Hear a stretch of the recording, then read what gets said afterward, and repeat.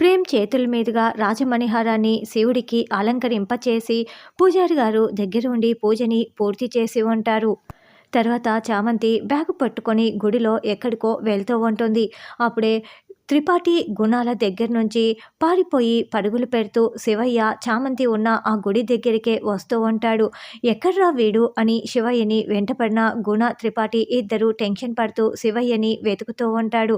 రే, ఎలాగైనా సరే మనం ఆ శివయ్యని పట్టుకొని తీరాల్సిందే, వాడి దగ్గర ఉన్న ఎవిడెన్సుల్ని మనం లాక్కొని తీరాల్సిందే అని అనుకుంటూ చూస్తూ ఉంటే అప్పుడే చామంతి దగ్గరికి శివయ్య వెళ్తూ ఉంటాడు. డాడ్, అటు చూడండి, ఆ శివయ్య చామంతి దగ్గరికే వెళ్తున్నాడు. ఇప్పుడు చామంతి కనుక తన దగ్గర ఉన్న ఎవిడెన్స్‌లు ఇచ్చేసాడంటే ఇంక అంతే డాడ్, ఇప్పుడు ఏం చేయాలని ఇద్దరు కంగారు పడుతూ ఉంటారు. అత్తయ్య, మీకు ఆ రాజమణిహారం కావాలి కదా!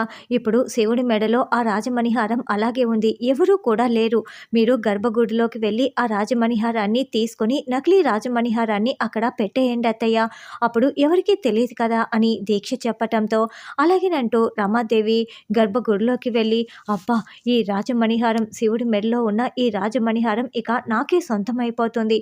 అప్పుడు నేను అనుకున్నది సాధించినట్లే అని చాలా సంతోషంగా తీసుకోవటానికి చేతులు పెడుతూ ఉంటుంది. సరిగ్గా అప్పుడే చామంతి అక్కడికి వస్తూ ఉండటంతో దీక్ష చాలా కంగారు పడుతూ ఉంటుంది. ఇంకోవైపు రమాదేవి ఆ రాజమణిహారాన్ని తీసుకుందామని చేతులు పెట్టే లోపలే అక్కడ ఏదో వెలుగు లాంటిది కనిపించటంతో అమ్మో అంటూ చాలా భయపడిపోతూ షాకింగ్గా వణికిపోతూ చూస్తూ ఉంటుంది.